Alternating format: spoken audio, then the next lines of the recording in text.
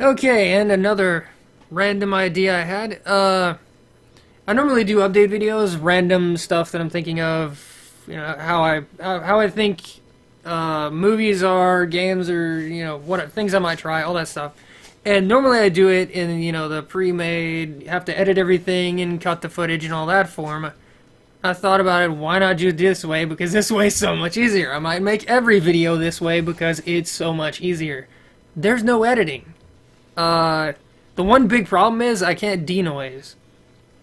The solution in this case, or at least in the case of OneQuest, was I just turned up the in-game music, and I think it sounded okay. You can still kind of hear the noise in the background from my ancient computer, but in this case I'm running some royalty-free music from Technoaxe, who I've used his music a couple times before in a couple of different series where I needed music in the background. He's really good. He has, I don't know, thousands, it seems like, of random royalty-free songs. I'm assuming he makes them all. But he lets anyone use them for whatever they want. And in this case, I'm running one of his playlists with 173 videos of free suspense music. Which, this is just the first one I heard that sounds kind of cool. So hopefully it's not too loud. I've got it running in the background just so... I need to move that over, don't I? I've got it running in the background just so you don't hear the computer whirring in the background. Let's see, where is it? Is this it? No. I'm gonna have to pull up another one real quick. Hold up. But yeah, the idea is I'm gonna do my normal update video, but I'm gonna do it on the stream, and then it'll turn into a regular video. Cause you can do that. How amazing is that? You can do this whole stream thing live or whatever, and then everything from the stream you just turn into a video for your channel. And before, I was doing, making the videos myself and editing them and all that, and why is it not? There we go. So much more difficult. Let's see. How do I get to... How do I get to the event itself? Is it live events? It's gotta be live events. Here we go. Control room. Right. And then...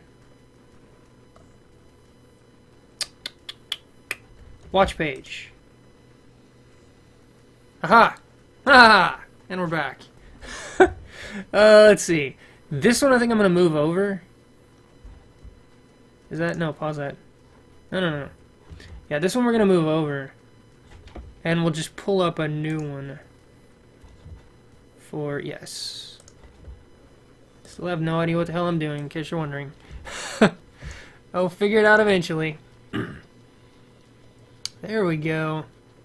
Unfortunately, the the place it puts the chat on the screen right here is on the far right side, and I'm using my big screen TV as like the second monitor right now, just so it'll be in like, great big O vision. But the problem is the side of my desk right here blocks that section, so I have to keep leaning over to see the chat. Which I completely forgot was even there before. Let's just double check and make sure this is working the way it's supposed to. It says stream status good. Okay, whatever. I will assume it's good. I don't know why it wouldn't be. So, yes, updates, update video, that's what it is. That will be starting here. Why is that over there? I guess it's fine. Another thing, I can't figure out how to get the webcam in, like picture-in-picture in the stream. I know how to do in a video in the editor, right? That's two different pieces of footage that I put together. I couldn't get it to work in this program, this stream program. It was one or the other. It would either capture what I told it to capture, or you could see the webcam, not both. So I'm gonna have to figure that out. I have literally no idea how the hell that's supposed to work. Stuff that I saw that looks pretty cool that I haven't tried yet. Besiege looks pretty cool. I'm gonna have to actually look at it to see which one it was. Alright, this is the one where you make like death machines. You build death machines with like flamethrowers and whirring bits of like metal and like blades and catapults and cannons and stuff, and you just ram it into armies and see how many people you can kill. It sounds really simple, but look at these things. I mean, the level of customization in the death machines themselves. Wow, they've got aircraft too. Interesting. It just looks really cool. I don't haven't played it yet. It's one of the ones that I'm thinking of trying eventually, but looks really cool. And then the other one that's new, Monstrum, looks pretty cool. Let's see. Normally, I would just edit in pictures of the game, but we're gonna have to do this live, I guess, so whatever. That is not a game. Monstrum game? There we go. Which one was this? Right, it's another, there's PewDiePie. There's another one where you're lost in, like, you know, a dark, scary place and there's monsters trying to kill you. Usually I don't like these type of games because they've been done to death. You know, the Slender Man type of games, but for some reason this one ended up being on my radar. The Steam trailer must have looked really, really good. It's been a while, but if I wrote it down, it means that it didn't look like crap, so that's something. But that's it for the new ones that I haven't tried yet that I was thinking about. If you played either one of them, let me know. Monstrum or Besiege. The ones from last time, I tried Repopulation. It's pretty good, but it's really underdeveloped at this point. But the bare bones there are actually pretty good. I guess I should pull it up. I keep forgetting that I'm not going to be editing anything in because, you know, YouTube is just going to make the video for me. But Repopulation does look... It looks good from what they've got so far. The customization, the base building, the combat, all the bare bones look good from what I saw. So, yeah, there's that. Also, the other one I tried from last update was Arena. It's actually AE Arena. That one I didn't like as much. It was really simplistic, and it sounded fun on paper, but the fun didn't last very long. So, it's a cool idea. The arena itself is really small. You have a decent number of different heroes, or whatever they call them, champions to choose from, but they all feel pretty damn similar. For the most part, they just shoot in one specific way and maybe get a couple of moves. And the knocking them back thing, usually it's really hard to knock them off because they know you're trying to knock them off, so it doesn't even end up being a thing. It doesn't even end up being a strategy. They have to be blind in both eyes for you to ever knock them off, so... Anyways, there's this stuff that I hadn't tried last week that I mentioned. The new stuff. Lichdom. Lichdom is good. It's really, really, really good. First person, not really shooter, but I guess you could call it that. You use magic. Every different spell type you can combine together with these different modifiers to create different spells that do really cool things. My preferred setup is I use ice for the area persistent freeze that you can put on the ground. Kind of looks like that right there, actually. But you charge it up, you fire it, it hits the ground, and anything that walks into it is frozen for a set amount of time, but because it's persistent, once they're frozen in it, they can't leave it until it wears off, until the entire spell itself wears off, because they just keep getting frozen over and over again. It's really good. My primary single target is like this persistent fire wave that I shoot out in front of me that does damage and ticks over time as long as the fire's touching them. That's really good. Didn't like lightning much. Didn't like any of the random ones, like the charm one, the disease one, and I think it's called corruption or whatever. Like the basic primary element ones that you start the game with ended up being my favorite. I've got a mastery area fire attack. Lay that on top of the freezing persistent ice attack, and they just keep getting mastery ticks, which boosts your critical damage. But I haven't really talked about the basic game yet, have I? The story is kind of crap. If you're in the game for the story, you're playing it for the wrong reason. It's pretty bad. But the gameplay itself, running around just throwing spells at waves of enemies, and there's like endless waves in the boss fights, are extremely good. The first one gave me a couple of tries, you know, to get it done. The one where you have to fight the big golem and the knight at the same time. But the second one, oh my god, the demon or whatever, the like fire demon thing, it was ridiculous how hard that thing was. I don't know how many tries it took to beat it, but the fire demon does not play around. He is not to be underestimated. But yeah, he was really tough. It's just a really good game with a lot of customization and a lot of enemy variety. And it's extremely fun. I can't recommend it enough. My favorite thing I've played in quite a while, Lichdom, I think it's called Lichdom Battle Mage. I believe is the full title. Yeah, Lichdom Battle Mage. It is on Steam. It's really good. Let's see what else. Pull up the list again. Were there any other games? There has to be more games. We got so many like movies and TV shows and stuff clogging up the list. Apparently not, or I didn't write them down. So we're moving on to movies and TV shows. Apparently. Oh, Raven's Cry. Right, Raven's Cry. Raven's Cry, I didn't actually try that, did I?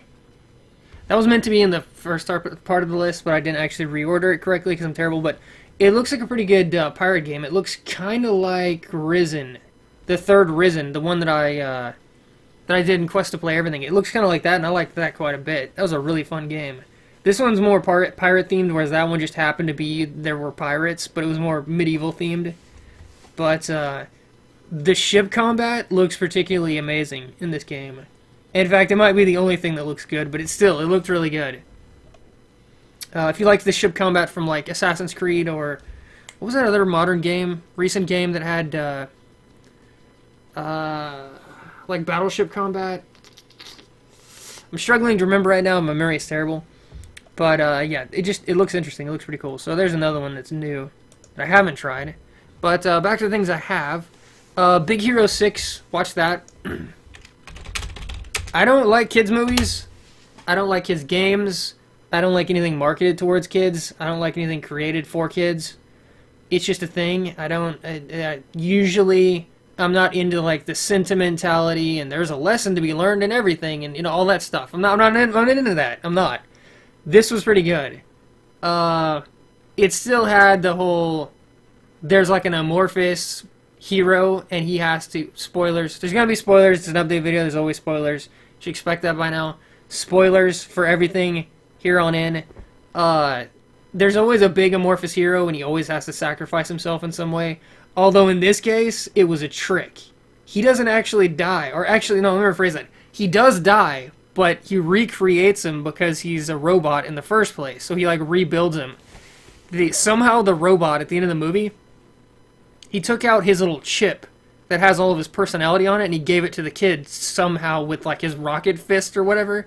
I don't know how he took it out of himself and fired the rocket fist and saved the day if the chip wasn't in there in the first place, right? I mean, if the chip isn't in there, shouldn't he deactivate immediately? But regardless of the how logical it is, he gives the chip to the kid, and the kid gets to rebuild him. So even though he did the whole Iron Giant sacrifice himself thing, which is an amazing movie, by the way, he doesn't actually die in the end. Or, I guess he can't die. He doesn't actually, isn't destroyed in the end. But the movie itself, the lead character, the one who is probably the least interesting of the bunch, other than his whole woe is me thing. Like, life is so hard and all this. And he's the most one-note character ever, but he ended up being interesting in the end because of Baymax, because of his robot friend. The robot made the kid interesting in the end. So yeah, I kind of liked it. Plus all the heroes or whatever, they all had their own little thing, and I wish they had more time to shine. Really, it's only 2 big fight scenes throughout the movie where they actually get to use their powers. And the one guy where his power is just wearing a suit, like a greeter suit or whatever, like you'd see at Disney World or whatever, but it can spit fire. Interesting. The guy who's like a laser arm blade things, interesting. But my favorite was the one that has the wheels that aren't connected. They're like anti-gravity wheels or whatever. They don't have to actually have like a drivetrain or whatever attached to them. She just sticks them on and she can like slide around at light speed and throw them like discs and all that. I don't know why, but she was my favorite. Kind of like a mix between Flash and someone else. But the least interesting of the bunch was the one who can create goop. She can create sticky goop and throw it or whatever. Easily the least interesting by far, but still. For a kids movie, I didn't hate it, and that says a lot. I usually don't like kids movies at all. Or games created for kids, or anything created for kids. I don't think it's a bad thing. I mean, they need their movies and their merchandise and all that crap too. I'm just saying, like, I don't enjoy watching it, for the most part. But, yeah, Big Hero 6. Black Hat. Oh my god, Black Hat was terrible. That is one long, boring, bland movie with no redeeming qualities. And Thor, or whatever the hell his name is, the actor that plays him, he's the main guy in Black Hat. I think he's, at this point, he's just a pretty face. He can't even do serious well. It always comes off as he's trying way too hard. It doesn't look natural at all. Chris Hemsworth. And this is one of those movies where he had to carry it. The whole movie was on his shoulders, Black Hat.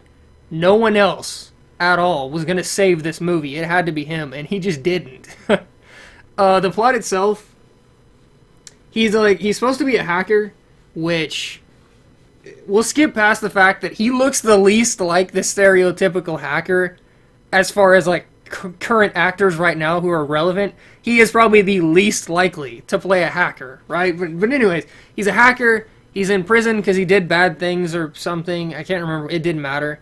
And they get him out of prison to catch this other hacker.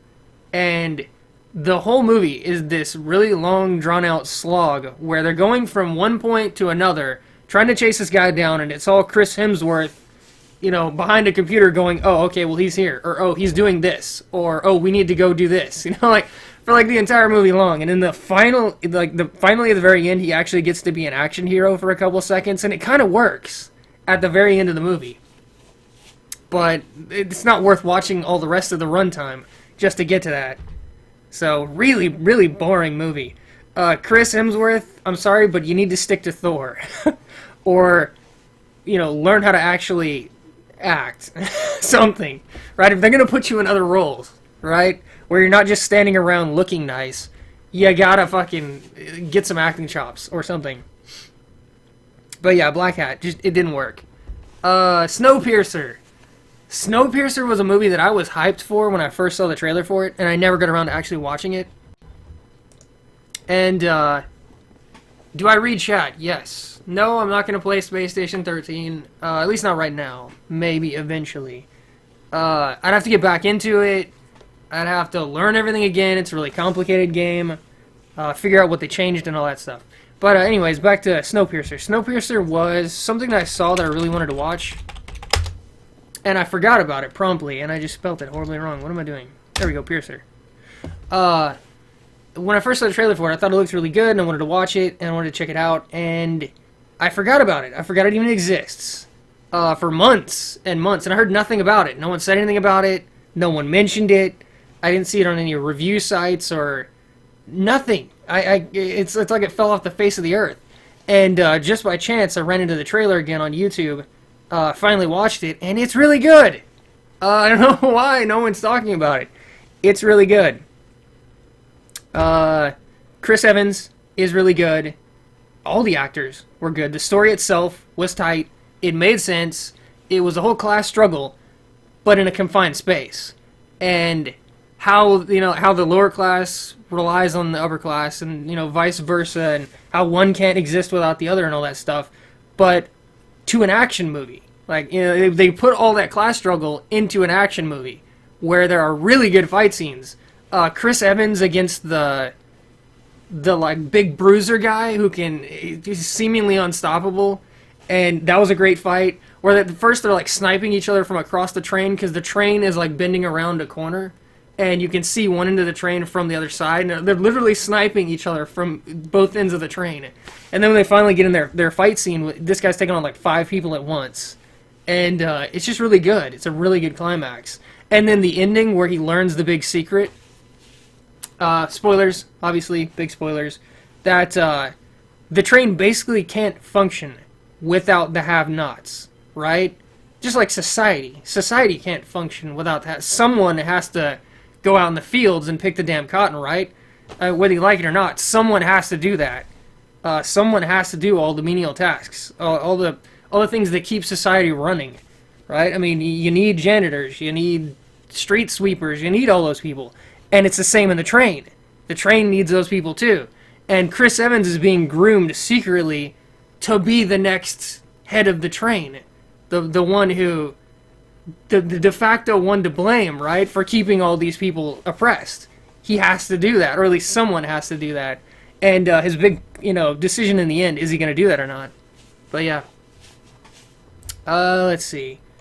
Good movie. I don't know what else to say about it. Snowpiercer was really, really good. Let's see. Maze Runner. Maze Runner. I wanted to like Maze Runner. I like sci-fi movies. I like wacky sci-fi movies. In this case, the government goes about solving this problem of a disease in the most random, ridiculous, obtuse way possible. They create this giant maze and stick kids in it in hopes that they can scan their brain to figure out how to cure the disease or some ridiculous crap. I like ridiculousness in sci-fi, but this was a terrible movie. I guess I should actually pull it up on the screen, but yeah. Maze Runner was pretty bad. None of the actors stood out, although the lead was definitely the best of the bunch. Even he wasn't carrying the movie for me. The plot itself was ridiculous, and normally I'm all for ridiculous, but ridiculous for no real purpose comes to mind. I mean, even in the end, they didn't adequately explain why the maze was going to somehow magically cure the disease. They just said it was necessary, or whatever. And worse than that, the entire movie, the only message that it sends is that adults are bad. Don't trust them. Because every single person who was not a kid in this movie was evil, to their core, in every way humanly possible. They do nothing to try and help the kids. In fact, they do the worst thing possible. They like stick them alone in this big evil maze with giant robot spiders that want to kill them. Right? So the only message that I took away from the entire movie is that all adults are evil and want to kill you. Which isn't technically true, but I'm sure there's supposed to be some other message here. There's a lot of teenage angst in this movie, and, you know, like, that's the idea. That's what they're trying to milk with this movie. And, I don't know, I mean, like, they kind of had the whole Lost Boy thing going in the early parts of the movie, and then they threw that away, and it was all about deciphering the maze, and then it was all about the big reveal at the end, and I don't know, I don't think the climax was good enough. For the rest of them, for what I had to sit through, I don't think the climax was good enough. That's the bottom line for Maze Runner. And then apparently they left the ending wide open for a second one. Apparently there's another project, not the maze. Even if they have to call it Maze Runner again, or Maze Runner 2 or whatever, apparently this is a different experiment or something without a maze, so I don't know how that's going to work, but apparently they left the ending open for a sequel. I don't know if they'll get one. I would assume Maze Runner did well because it has teenagers in it, and pretty much that's all you need to sell a movie these days. You know, like a decent budget and teenagers, and it'll sell. So, I don't know. Let's see. What next? What game am I going to play next? Not really doing that right now, but I honestly don't know. I don't plan ahead at all. Period. I see something I like, I check it out, I try it. If I like it, I play it. That's it. Whatever happens tomorrow, happens tomorrow. But let's see. What is next? Oh, Wolves. Wolves was okay. Those are Wolves. I'm talking about the movie though. If I can say anything about this movie, it seemed like a TV series. When I saw the trailer for it, I thought it was a TV series. Watch the trailer for it. It looks like a TV. It doesn't look like a movie at all. In a million years, I would have never thought that this was not like a serialized TV show, because that's exactly what it looked like. And no, it's a self-contained movie. Even the movie, like even when you're watching the movie, it feels like a TV show. It feels like it was supposed to be a TV show, and for whatever reason that didn't happen. So someone got the big idea to turn it into a movie, which just doesn't work. TV shows and movies couldn't be any more different the way they go about telling the story, and I don't know. I mean, it was okay. The acting wasn't terrible. The leads were decent. The big villain, who turned out to not be the big villain in the end, really, or at least he was manipulated or whatever, he was pretty good. The story itself was, it didn't really go anywhere new, but it was, you know, it was tight, contained, it made sense, it wasn't confusing, it had the big climax, it had the resolve at the ending, the hero got to be a hero, so as far as like a storyline goes, it worked. I wish it took more chances, but like the big reveal really wasn't that big of a reveal, and the the big climax at the end was okay, but it didn't last long enough, right? I mean, they build the big villain, his father, up to be this unstoppable badass. Like everyone says, if you mess with him, he will kill you, right? Like, not just something someone says, like he will literally murder you. You have no chance. And then in the big fight, he manhandles him. The fight's over so fast. His son, who shouldn't be able to beat this guy, who's an unstoppable beast, just destroys him, just tears him to pieces. Like it's nothing. It should have been more of like a Van Damme fight where, you know, he's getting his ass kicked first and then he pulls the big comeback, right? They forgot the first part. There couldn't be a comeback because he was already kicking the guy's ass from the start, pretty much. But still, it was okay. The effects in this movie garner special attention. They are terrible. The monster costumes or whatever, they're terrible. They look like suits. Like, look at this. Is there any doubt that this is a hairy suit, right? They're horrible. And worse than that, have you ever seen a werewolf movie where after they change, they keep their haircuts? Can you name one? I can't. He's not the only one. Blondie, the main guy, he keeps his, like, blondie, Goldilocks, curly haircut.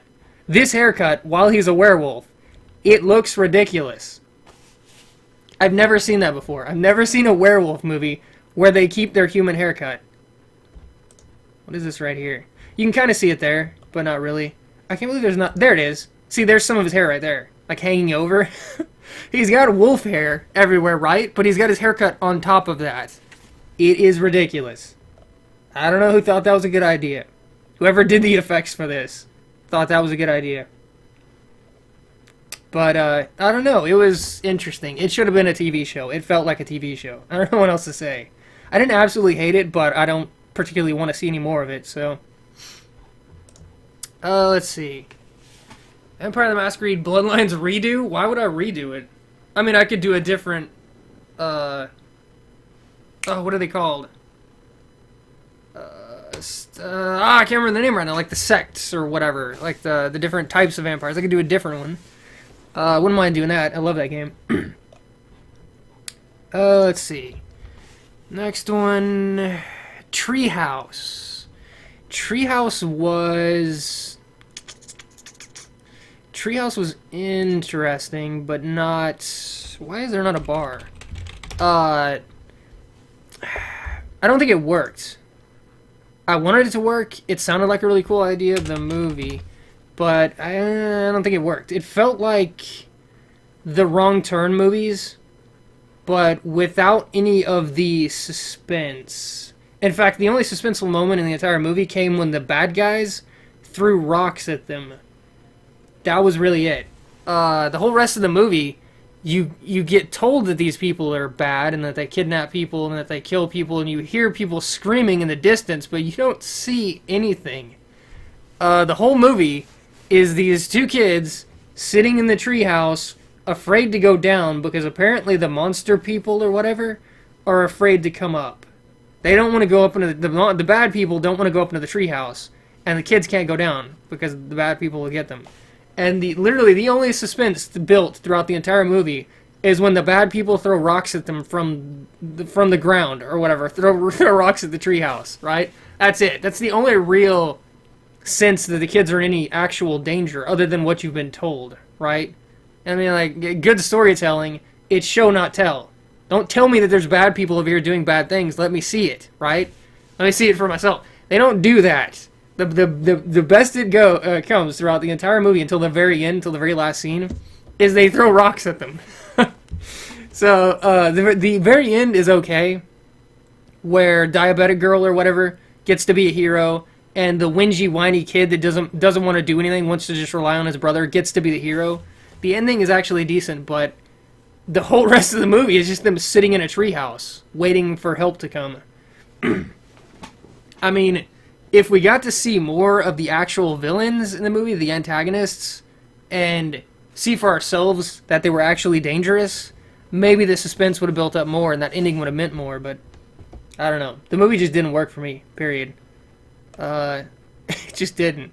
Too much waiting around. I mean, the whole movie is this, right? This is when they're throwing the rocks. The whole movie is this, just them sitting in this one little treehouse, this one room right here, the entire movie long. Either waiting to be rescued or debating about what they should do or talking about their feelings and stuff like that. That does not make a good horror movie. You need the dread, you need the tension, and it just wasn't there. Let's see, what else? He played Besieged. Oh, he's playing it right now. And it is really good. Just finished building a...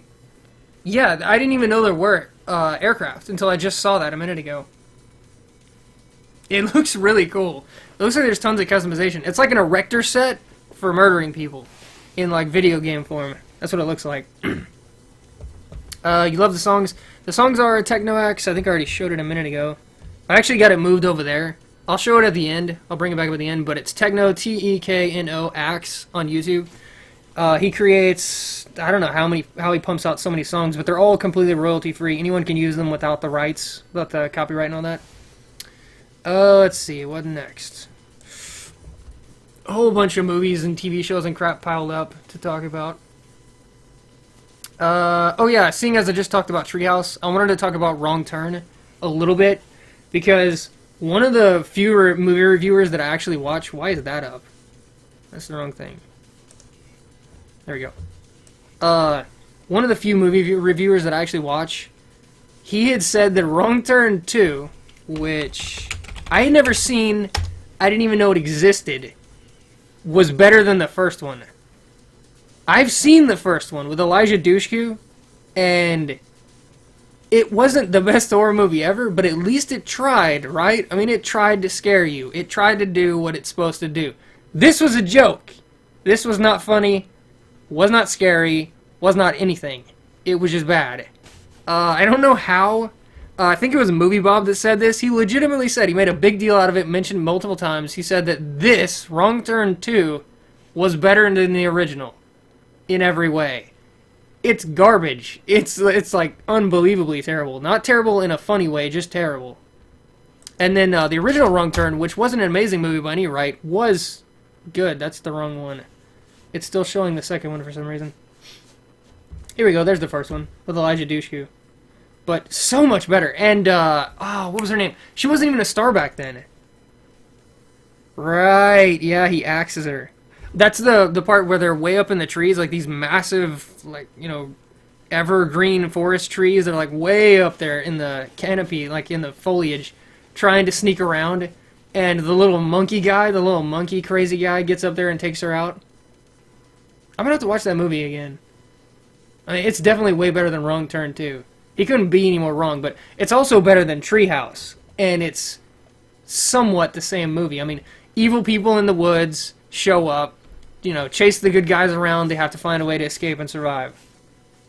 Except in this case, there's actual tension. Whereas in Treehouse, they're just sitting in the treehouse the whole movie. But, anyways, I wanted to say something about that because it's so similar to Treehouse. You had a treehouse? I never had a treehouse. Had one of those little plastic playground things with the slide and all that crap. I've actually still got a scar going up my right leg where when they built the little plastic slide, there was a piece of metal sticking out. And they finished creating the thing at night, so no one could actually see it, right? And they let me go play on it at night when no one could even see the thing. And first time I go down it, slice all the way up my right leg. There's a piece of metal sticking off the plastic. So that was fun. Fun little story. Let's see. Taken 3, I don't really want to talk about that one much. It's not as good as the first two. Liam Neeson on autopilot. There you go. It could have been better because they tried to do something different with the plot. Although in this case, they tried to steal Harrison Ford's deal in The Fugitive. And they copy pasted that onto the Taken cast. They took the Taken cast and like stuck them in The Fugitive, but they tried to change it up. But the bottom line is, it wasn't good. It wasn't entertaining. It was just boring. So, let's see. Nightcrawler. Nightcrawler was good. Good. I'm liking Gyllenhaal more and more. No, the movie. Although I do love Nightcrawler, the comic book character. I meant the movie. I'm liking him more and more. In the beginning of his career, when like Donnie Darko and people, like when he was Colt or whatever, I didn't really like him that much. I'm gonna be the first one to say it. I really didn't. But now that he's become a mainstream actor, I like him a lot. Nightcrawler is extremely good. His acting chops are ridiculous. I don't think anyone else could even pulled off this role, at least not the way he did. He's genuinely creepy and disgusting and skin crawly, and he does it extremely well. I thought Frodo, what the hell's his name? The little bug-eyed guy. Can't remember his name right now. I thought he was good in Maniac. Gyllenhaal was better in what's his name? Yeah, the actor. Elijah Wood. There we go. I thought Elijah Wood was good in Maniac. No. Gyllenhaal was better in Nightcrawler. Just straight up. This is one of those movies that if you like not happy endings, or at least where the bad guy doesn't get what's coming to him for once, or like non-traditional endings, or just really weird, like not traditional evil bad guys, then this movie you'll love it. It's really non-standard, and he is evil. Make no mistake. I mean, he's not blatantly evil. He's not going around stabbing people to death, but through neglect, through even in the end, like just indirectly causing people to come to harm and to straight up die. Basically, I mean, he all but kills his own best friend, the secondary cameraman guy. He treats him like crap, strings him along throughout the entire movie, and then basically directly causes his death. That's probably the one truly evil thing he does throughout the movie. The rest of it is just neglect, right? Him not helping when he could, profiting from other people's misery, literally. But it's a really good movie, and he is amazing in it. Like I said, I wasn't really on board the Gyllenhaal train back in the day, but if nothing else, this movie. I mean, he is extremely good. What were his other movies? I know he's been in a lot, but I can't remember them off the top of my head. All I remember is the train one. What was that called? It had to do with time, where he has to, like, stop a bomb from going off or whatever. That movie was okay. That's not what I want to go to. That movie was okay. I can't remember what it's called right now. I think I did. Yeah, I did. I did a rant review of that. Zodiac. Source Code, that's what it's called. People loved Zodiac. Yeah, it was okay. Is there any other great movies? Prisoners was really good. I loved End of Watch. That's another one where I either did it in an update video or I did its own rant review. I can't remember right now, but I loved End of Watch. That was a really, really good movie with a great ending. If you're going to do a movie about, like, heroes, like policemen or firemen or what, do it like this. That is how you do it. Where it just feels real from start to finish. Oh, right, Prince of Persia. God. Prince of Persia. God, you gotta be kidding me. Still a little bit sick. You can probably tell in my voice. Let's see. Jarhead. Jarhead was okay. Never saw Rendition. Brokeback Mountain. But, oh, Bubble Boy. Oh my god. I completely forgot that even exists. Wow. But yeah, Nightcrawler. Extremely good. Bottom line. End of story. Let's see. Seventh Son. Is that the Viking one? That one was quite a while ago. I don't even remember this one. I'm gonna have to look it up. I think that's the... Oh, God! This movie! Oh, my God. I love Jeff Bridges. I'm gonna say it. I love him. He's amazing.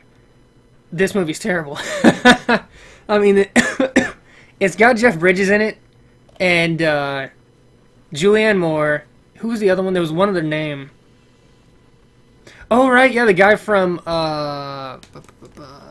what's the TV show that everyone loves? He's Snow from the Game of Thrones. He was in this. He was the first apprentice, or whatever. And Julianne Moore gives his ass completely. He's in this too. I'm not going to butcher his name. I don't know how to say it right. There are good actors in this movie, right? And the plot is ridiculous, but it's fantasy. It doesn't need to make sense. fantasy is one of those genres where they can be ridiculous. All you need is a director and actors that pull it off, right? The pull off the craziness. And Jeff Bridges was trying, but even he really was, if I'm being honest, even he wasn't really that good. Julianne Moore was trying. She wasn't really that good. The main guy, Ben Barnes or whatever, was, ironically enough, probably the best of the bunch. He wasn't really that good. They were trying to make it work. And I'm all on board for like crazy, wacky fantasy or sci-fi or horror movies that are just ridiculousness. I eat that up, but this was just terrible in every way. I mean, I really wanted to like this. Jeff Bridges. I hear Jeff Bridges and I am there. I will watch it. It doesn't matter what it's about. It doesn't matter if I'm told it's the worst movie in existence. I will watch it, period, just because Jeff Bridges, but this was bad. The plot was stupid. Plot didn't really matter. The characters were... Most of them are hard to even like. Especially Jeff Bridges' character. He's trying to play this like hard ass, but he never gets around to the whole with a heart of gold part, right? The people that die off, like Snow and all that, it's not memorable. They're not even that important to the plot because Jeff Bridges, he just moves on, right? He's like, oh, that guy, he died? Okay, well, give me another one, right? And I'll train him up. The main guy and his love interest or whatever, that wasn't working for me. Julianne Moore, the villain, was not working at all. I don't think she's incapable of playing a villain. I just think it was terrible here. All the villains came off as comical. All her little henchmen or whatever. It was bad. And I wanted to like it, but it was bad. Seventh Son was bad in every way. Let's see. Oh, Sabotage. I never got around to watching this one or the other one he made right before that. Arnie. Let's see, Sabotage. The one where he's in like a small town or something, and like the cover art is him with like a minigun or whatever. This movie was not terrible. That one right there, that's what I'm thinking of, Last Stand. Never ended up watching that one. Finally went back and watched this one because it actually looks semi-interesting, whereas this just looked like a cash-in. To be honest, it looked terrible. I mean, it's got Johnny Knoxville in it, for Christ's sake. But this one wasn't terrible. There was a good idea here. There was an idea for a much better movie here in like the script or whatever, but it didn't work. First of all, Arnold Schwarzenegger, he was god-awful. Usually just being there, he has the charisma, like the screen presence, to just... It just works. He wasn't even him here. It was like it was someone else. I didn't even... it literally did not feel like Arnold Schwarzenegger at all. The rest of the cast, there's a bunch of people you've seen in bit parts. None of them, for the most part, are terrible, but they're just not anything special. And worse than that, the plot itself, like I said, there's a cool idea here where there's a team of specialized DEA agents that are like, you know, covert operatives or whatever, where they just go in and they get things done. But they make one mistake, and the cartels send like a death squad after them, and they have to, you know, come together and as a team again, and, you know, like face the odds. And they're like dropping like flies left and right, and they gotta figure out where the bad guys are and how to defeat them. It's a cool idea, right? The idea is sound. They just dropped the ball so hard with the actual implementation of the movie. It turns out, big spoilers, that the cartel didn't actually send anyone. Their own team, like some of their own team members, whoever wrote the script just arbitrarily picked two of them, it seems like, because there's no real rhyme or reason why those two are the two that decided to go psycho and like murder the whole team. But just two random ones or whatever, they just decided that they're gonna secretly kill all of the team members, pin it on the cartel, and they never give a legitimate reason why other than they're just mad. They're mad that they didn't get the money that they stole at the beginning of the movie. They supposedly stole or whatever. They're mad that they didn't get their cut of the money and they thought someone else kept the money. But they never allude to the fact that they're actually actively trying to find the money. They just kill everyone, right? They just go around, you know, like door to door to each team member and kill them one at a time. And it doesn't make any sense. And then it turns out at the end of the movie that Arnold Schwarzenegger, he stole the money. He stole the money so he can bribe people, so he can find the people that killed his wife and his son, or whatever. Right? Again, throughout the entire movie, you get no sense of that. There's no piecing it together. There's no, oh, Arnie did this, so maybe he's the one, right? No. They never give you any sense that it's him until, like, they just reveal it. They're just like, oh, yeah. You know, Arnie's like, you know, oh, yeah, I'm the one that stole the money. Like, that's it. There's no figuring it out. You know, like figuring out the mystery or whatever. The really cool idea, decent actors, a terrible director would be my guess. Someone bungled the hell out of this. It could have been a much cooler movie. Although I don't think Arnold Schwarzenegger should have been the lead. Even on his best day, this isn't his role. Just plain and simple, it should have been someone else. It should have been like Al Pacino or something. It should have been anyone else. But, you know, even him, it wasn't him that ruined the movie. Someone bungled the handling of the script really, really hard. Unfortunately. This could have been a much better movie. Probably David Ayer or whatever. What else has he made? I'm curious. We will investigate. He made End of Watch. Wow, okay, so maybe it wasn't him. He made Fury. Wow. Okay. So maybe it wasn't the director. I'm sorry. I'm sorry, David Ayer. You obviously know how to make good movies. I honestly don't know what it is then. Someone screwed some... Maybe the script was just that bad. Maybe the script was just a good idea, but everything else was terrible. I honestly don't know. I'm not giving David Ayer enough credit.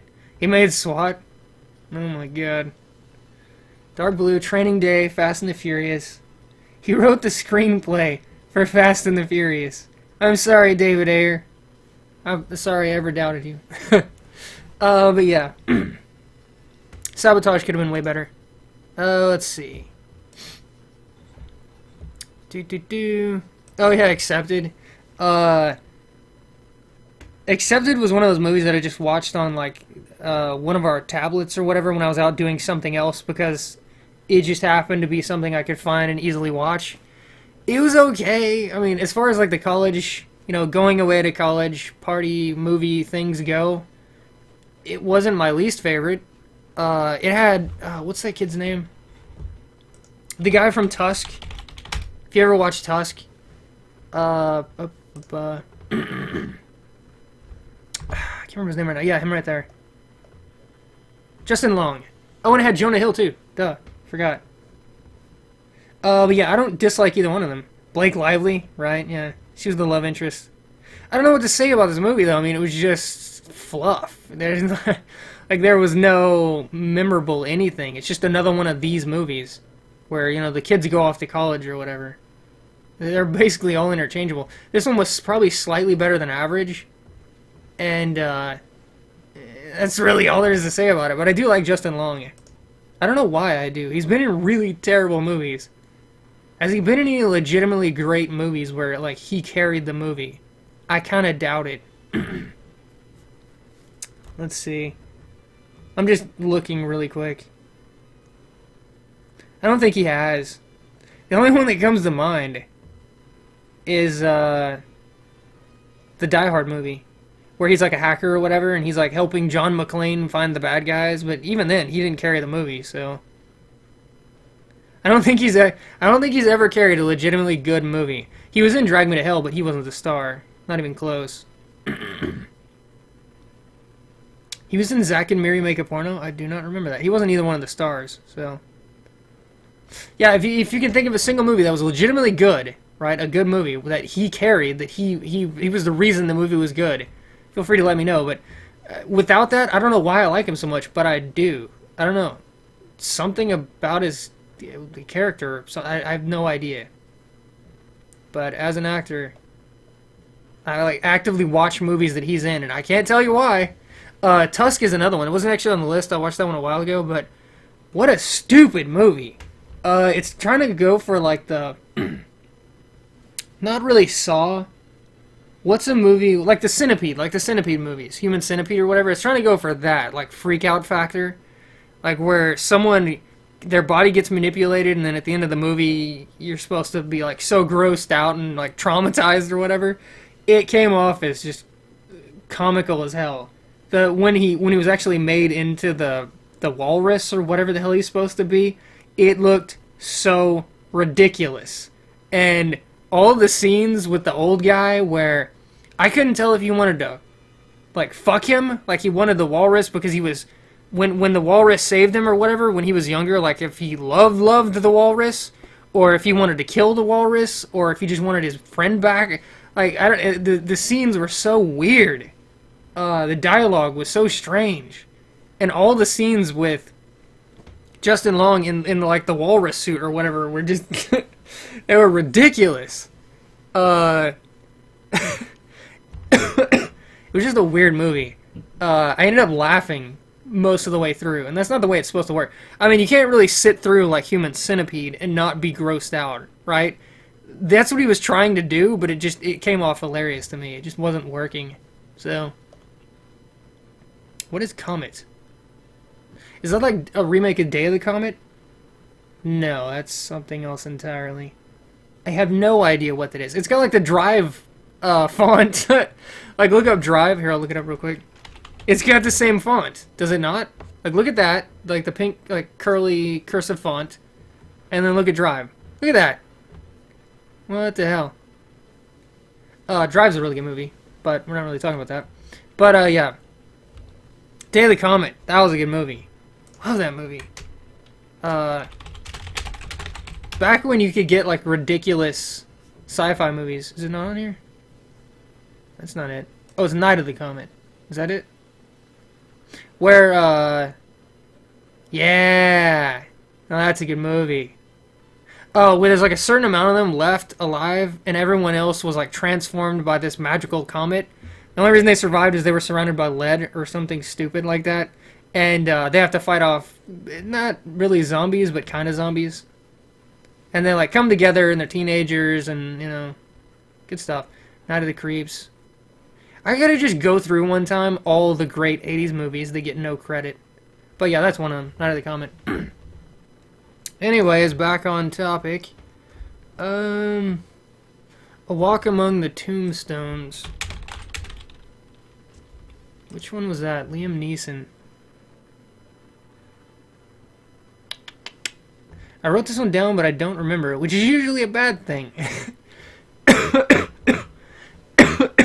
If I've watched the movie and I can't remember it at all, that's usually a bad sign. I don't remember this at all. Oh, yeah, dude, right. Okay. Right, he used to be a cop, and through like a freak accident, he was firing at a suspect. One of the bullets bounced off the concrete and killed some little kid.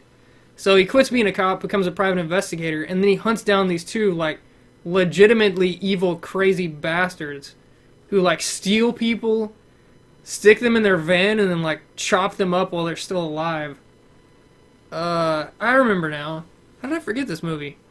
I guess at the end of the day, the premise of the movie is cooler than the actual movie. Like, what I just said, the idea, the synopsis, sounds really great, but the movie itself was pretty slow and pretty bland. Even the big firefight at the end, the climax, wasn't really that good. Liam Neeson. I mean, he's Liam Neeson. I mean, he can't not be Liam Neeson. But, yeah. A cooler idea than an actual movie. Again, like Sabotage, basically. Although I did like this better than Sabotage. Just because it got the bad guys right at the very least. The bad guys were legitimately creepy. There's this one guy in the movie who was working with them. Rather than bring Liam Neeson to them or tell him where they are or whatever, he just jumps off a building and commits suicide. That's how evil these bastards are. He didn't want any of it. Because he knew, you know, what they'd do to him. How nasty. It turns out that one of them is kind of charismatic and kind of the, like, stereotypical serial killer where he's, like, the guy next door you don't expect or whatever. And then the other one's, like, this silent partner that never really says anything, but he ends up being the real evil guy at the end. He's the one that Liam Neeson has to face off with, like, Taken style, in the basement or whatever. But, yeah. I don't know, not a terrible movie, just not great. Definitely not memorable. I mean, I wouldn't watch it again, like down the road or whatever. Let's see. Hello. Okay, back to what we're doing. Helix. Helix. I watched the entire series up to this point, and that's usually a good sign. If it's a bad TV show, I can't. I don't even watch it past the first few episodes usually.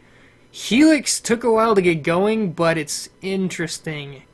The idea is that there's some kind of unknown pathogen in this super secret Arctic base, and they send in this quarantine squad from the CDC or whatever to try and fix the problem.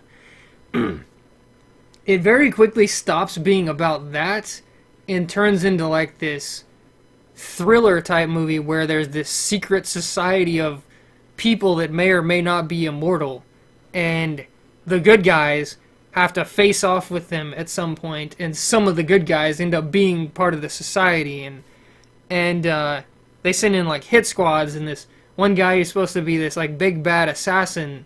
You know, they call him like the Claw or the something or whatever. They send him in. It's interesting in that it's humans against just a virus, just a plain old virus, right? Like any of those movies you've seen before, like Contagion or whatever. Or what was the one with, people in hazmat suits fighting a deadly virus? Starts out like that, and then it very quickly goes crazy off the rails sci-fi with like the immortal super being people or whatever, and and the zombie infection and all that stuff. And I don't know, it kind of worked. I liked the actors. The death scenes mattered. When people dropped, it mattered. It was meaningful for the series. The villains were pretty good. What's her name from Star Trek is in this. Why did I not pull it up? Sorry. Helix. What is her name? Yeah, TV series. Ryan? Some Ryan, I think. Actually, that's not her. Full cast. I swear her name is something Ryan. Ryan. There we go, Jerry Ryan. She's in this as the first real villain, and she's charismatic and kind of likable in a weird kind of way. And then she has a really, really good death scene. And it turns out that the only way to get rid of the immortal people is to cut off their head and freeze it.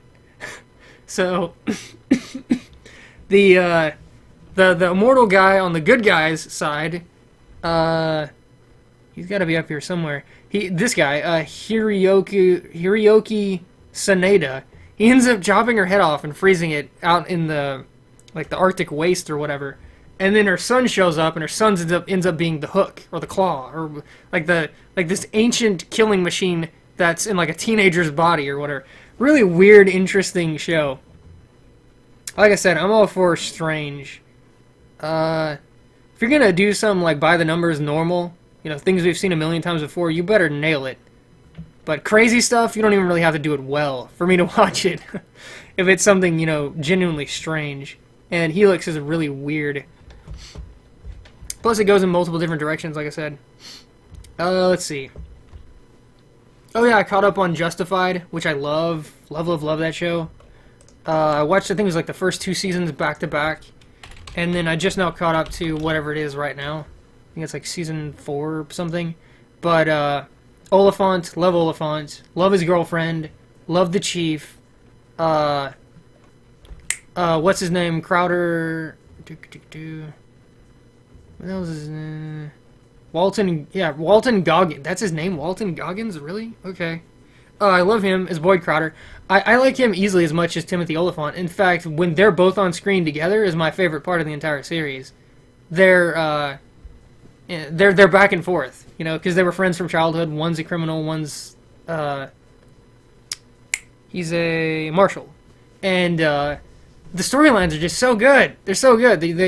They always bring the old characters back in, like Ava and Timothy's multiple girlfriends and the chief, and they all involve everyone, in different ways, and how the family business or whatever, or the marshal service affects them. It's always really good. The villains are always really good. The storylines always have big payoffs in the end. I just love the show. Justified is extremely good. Probably my favorite thing on TV, to be honest. since it has come out. I don't think anything else comes close to how much I like this. Shameless. I love Shameless. That's another really good show. All about like human depravity and like the lows that people will sink to. Another really good movie. Amazing acting in Shameless. Amazingly good. All across the board, everyone. But yeah, Justified was really good. Oh, Deadwood. Deadwood was done before its time. That should have had way more episodes. I think it had like 2 seasons or something like that, maybe 3. But they didn't cap off the story. Like, not in some big, massive fashion the way they should have. That was such a good TV show. That's probably my favorite thing that HBO has ever done as far as TV shows. Deadwood. If you haven't seen that, watch the hell out of that. The only disappointing part is, like I said, it ended way too soon. 3 seasons doesn't seem like a short run, but everything was so good. All the acting, everyone, everything. It was so good. But anyways, let's see. The Equalizer. Which one was that? It sounds particularly bland. Is that the what's his name? Yeah, Denzel Washington. Right. Right. It's Taken without Liam Neeson, basically. Like, he's an old, retired, badass, whatever. In this case, I think he's a CIA agent or something. Some black bad guy that just knows how to murder everyone with, like, his pinky. And, you know, the bad people screwed with him, so he screws with them, or whatever. Like, they piss him off in some way, he hunts them down, he kills them all. It's the most basic formula as far as, like, action movies go, pretty much. I don't know, it kind of worked. It was better than the third Taken movie, that's for damn sure. Just because, you know, it was someone else this time. It was Denzel. And Denzel's really good at this, too. Ever since Man on Fire. He's really good at this type of movie, too. But, I don't know. I mean, the plot itself, you know, centering around him hunting down the people that beat her up or whatever, and then systematically trying to eliminate everyone that's a threat and then save her, kind of, in the end. It kind of worked, I guess. Chloe Grace Moretz, who played Hit Girl, which, way better movie than this. But, yeah, it was okay. It was alright. I don't know what the hell to say about it. It wasn't that interesting of a movie, to be honest. Kind of paint by numbers. Ouija, or Ouija, or however the hell you say that. Really uninspired, really boring horror movie. I'm not gonna even talk about that one because I honestly don't care. I don't even hear myself talk about it. It was pretty bland. Although most horror movies these days are pretty bad. You get like 1 or maybe 2 a year that's half decent, and that's it. This was not that. This was not The Conjuring, right? Or what was that? The other one that was like the really good Possession movie. Like you literally get 1 or 2 good horror movies in a year. Period. There's never more than that. All the rest of it are just complete trash. And Ouija was one of them. Odd Thomas? Now that's a weird movie. It's another one that seemed like a TV show and not a movie. And no one's heard of this movie. When I was talking to people about it, they had no idea what the hell I was talking about. It's another one where it could have been a really good TV show, like a episode to episode TV show where this guy can like see the dead or whatever, which has been done to death. But in this case, the dead are more related to these like evil monster gremlin creatures or whatever. They're like they hunt down bad events where people die or there's a lot of bloodshed or whatever, and he can see the little gremlin monster, so he knows when evil is coming. And they just didn't handle it well. The serial killers or whatever that turned out to be the cops, big spoilers, it didn't matter. I mean, it could have been anyone at that point because we didn't get enough time spent with them with the mystery itself, right? Like building up to the climax. And then the climax itself, it's just one guy shows up with like a machine gun and he shoots him or whatever, and then it's over in a flash. And then the other guy, who turns out to be a traitor or whatever, he drops like a fly too. So the climax really wasn't, it was an anticlimax. It was pathetic. The acting was particularly bad, pretty much across the board. Uh, I don't know how this movie was made in the first place.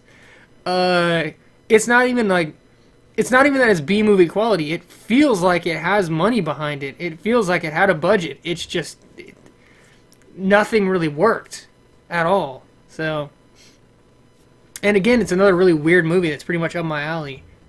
I love weirdness. In this case, it's kind of horror, silly, weird plot, but I don't know, it just didn't work. Let's see. Getting down to the end, Kingsman. Kingsman was okay. The entire movie long, I was thinking of this movie from the 80s, where the kid has like, he has like sneakers that can like let him walk up walls, and 80s movie, teenager spy. He was like a spy, where he had like the goofy hair. I'm in a spy movie. Let's see what the images are. Oh wow, so many movies. How the hell is Breakfast Club a spy movie? What? How is any of this a spy movie? What the hell? That is not it. That's it, right there. Yeah, they go on a class trip, and the kid gets confused for someone else. Some teenager who's also a spy, and then they just keep giving him all these gadgets. Is that it? If looks could kill? They keep giving him all these really badass gadgets. That's it! That's the movie. They give him the James Bond sports car with, like, rocket launchers and, like, boosters and all that, and, like, these sneakers that he can literally walk up walls with them. And, really cool, really cool movie. The entire time I was watching, what is it called? Kingsman, which apparently people like. They're, like, giving it good reviews or whatever. I was thinking of that movie. I was thinking of If Looks Could Kill. This is this movie, but infinitely better in every way. Like, the main character is actually charming instead of being a fucking brick, like this guy, who is the most boring person I've ever met in my entire life. This guy right here. The plot doesn't take itself too seriously. It has a whole bunch of fun with all the different characters. The ending is way more of a climax than them breaking into the secret base to stop Samuel L. Jackson, who, this is the worst version of Samuel L. Jackson I think I've ever seen in my entire life. I mean, he's overused to death at this point, but he's not even trying here. This is laughably bad. But yeah, if you like the idea of this movie, watch If Looks Could Kill. It is so much better in every way. I mean, I'm not joking. It is. It's the same movie. Kid becomes spy, and defeats supervillain or whatever. But it's like spread out across Paris, and the scenery is so much better. The co-cast, it's so much better. The lead is infinitely better. He's extremely likable. It's so much fun. Like, this whole movie is supposed to be like a power fantasy for teenagers, right? They get to be the big hero or whatever. This nails it. This movie nails it. So yeah, everything I wanted this other movie to be, basically. Whatever the hell it was called. I've already forgotten again. Kingsman. There you go. Everything I wanted Kingsman just put me to sleep. Let's see what else. Predestination. That was a really weird movie. I don't know how much I can say about that movie without going into like the plot itself, because literally the entire movie is the hook or whatever. And it's not even on here. What the hell did I just spell? Predestination. There we go. I'm gonna go into like massive spoilers here, because I literally can't talk about this movie without talking about the spoilers. The entire movie is based around one character who starts out a little girl, grows up to be like a 20-something woman, turns into a man, turns into Ethan Hawke later in life, I guess, and then turns into the big serial bomber at the end of the movie. So this guy, this one person, man, woman, whatever, ends up being the heroine at the beginning of the movie, ends up being the protagonist, which is Ethan Hawke, and it ends up being the antagonist at the end of the movie. All of it. This one person in the story is all of it. He, she, whatever, is everyone. And the way it works is they're like time travel agents or something. They're supposed to go back into the past and like stop crimes from happening or something, which doesn't make sense. I mean, it made sense in a time cop sense. They're going back to prevent history from being changed. Here they just seem to go back and just stop random criminals from doing, like, they like purposefully change history. It doesn't make any sense at all, but that's their job. They go back in time and like stop crimes or whatever. And it turns out that this one person is like this special paradox where he's his own parents. Both of his own parents. How freaking weird is that? Like, the movie starts out with a little girl, right? And the little girl is somehow special, and you don't really know how yet. She grows up to be 20 years old or whatever, meets a guy, they have sex once, I think is what it was, something like that. And then she gets pregnant, and she has the kid. The guy disappears, and the kid disappears. They both disappear, right? Fast forward a little bit, she meets Ethan Hawke, and he takes her back in time or whatever to be a time agent person.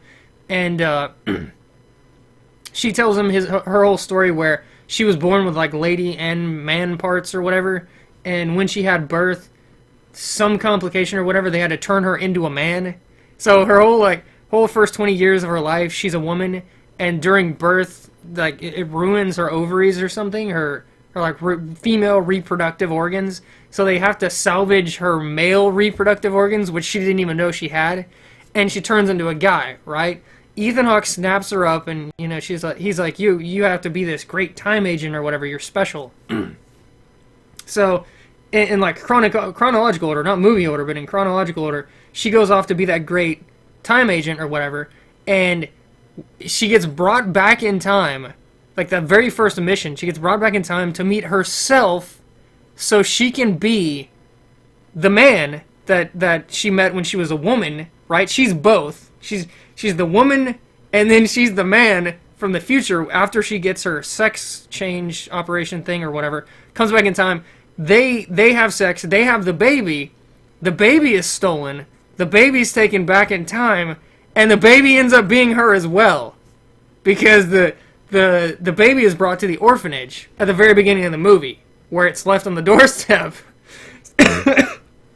So, this one person is her own father and her own mother, and is Ethan Hawke, and at the very end of the movie, is the serial bomber that they've been trying to stop throughout the entire movie. Because it turns out that the bombings are preventing deaths somehow.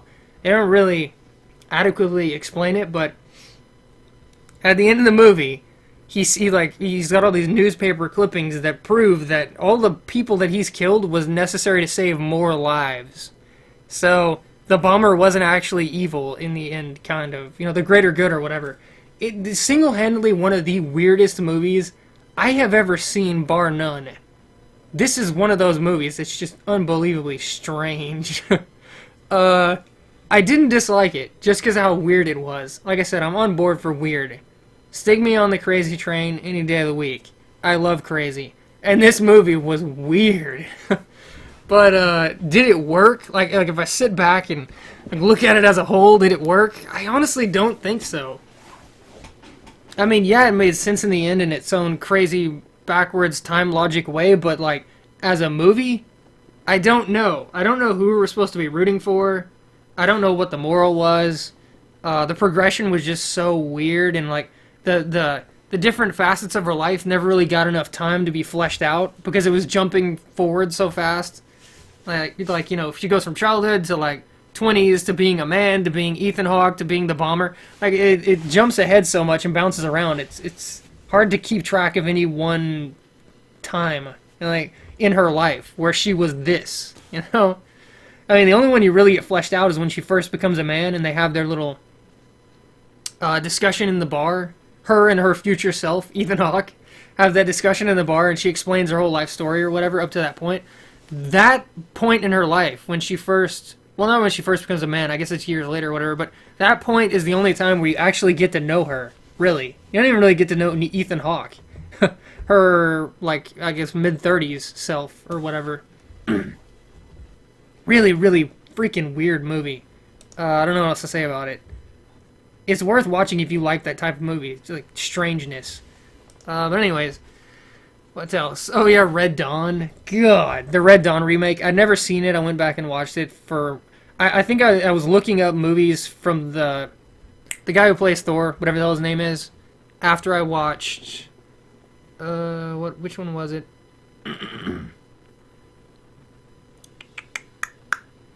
What the hell? It was on... Oh, Black Hat. After I watched Black Hat, I went to his IMDb for whatever reason, saw Red Dawn. Everyone loves the one from the 80s. Who the hell doesn't? With Swayze and, you know, all those... all the actors from back then, right? So I'd seen that the new Red Dawn came out, and I just completely forgot about it. Finally went back and watched it, and it's terrible. In every way. Oh yeah, I forgot about the chat again. Yo, I'm on D2, bro, let's play. Sometime. Maybe eventually. I played Diablo 2 with 2 different viewers a while back. Lucas. Lucas wanted to play. Played with him for, I don't know, like a couple of days straight. I think we had a couple of characters up to like 40, 50 range or whatever, but maybe I'll play some more. I don't know. Yeah, Red Dawn. I don't know what else to say about Red Dawn, honestly. The original was good. The 1984 one, the remake was bland and uninteresting. Whereas the original was, they're truly on their own. Here they can, like, go back to the city and, like, blend in, and it just seems like it's not as,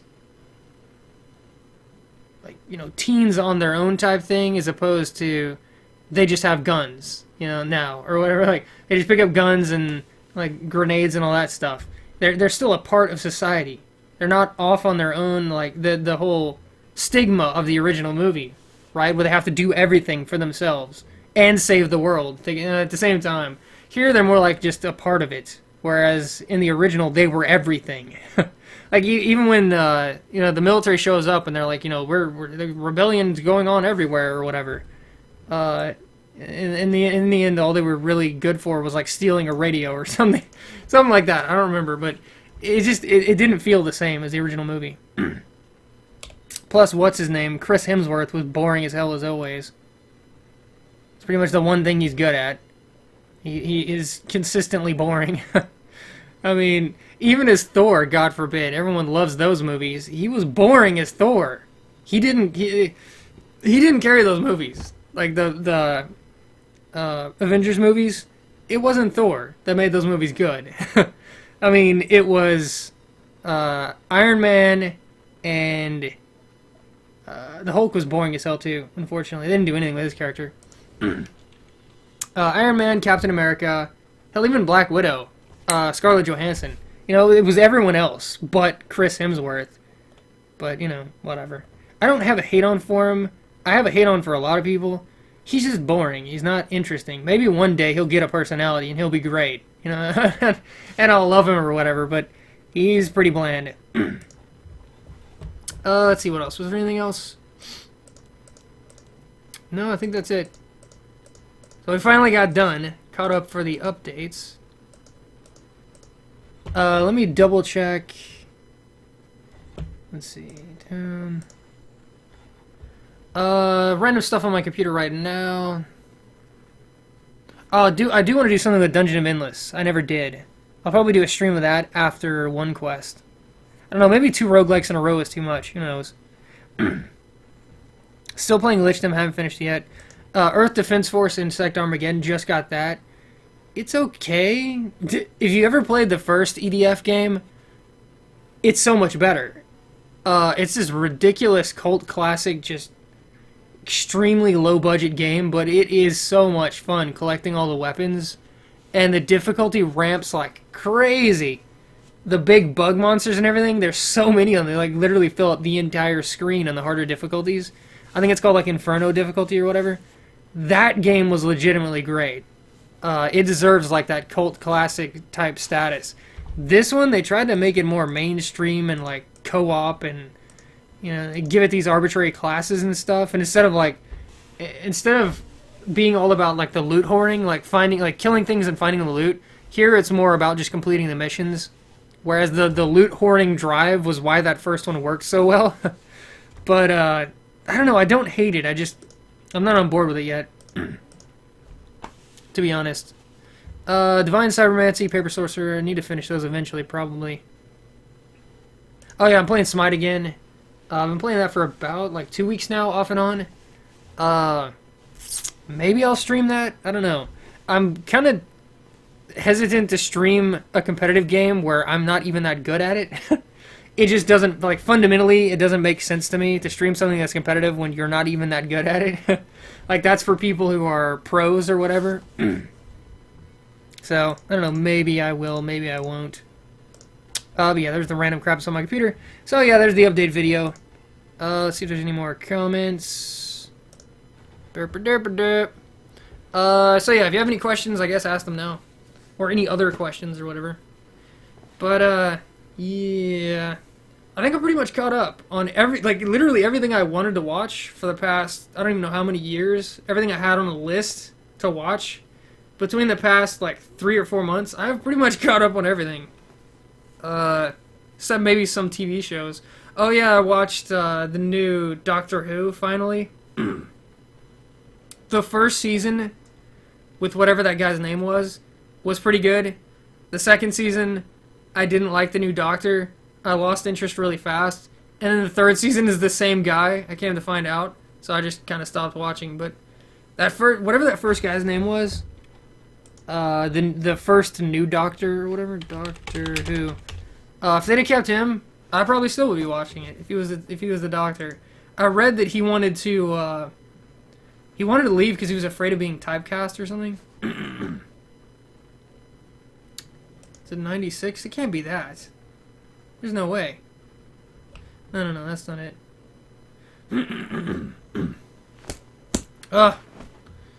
My chest cold or whatever is catching up to me. Too much talking. Yeah, that's the new guy. I don't like this guy. The one who came before him is the one I liked. But anyways, there you go. Update video. This will be automatically, like, not uploaded, but whatever, added to YouTube as the next update video, so that's cool. And I'm not seeing any more questions. So there you go. That'll be it for now. Tomorrow we'll be doing more, either more One Quest or maybe something else, I don't know. But I'll see you guys next time.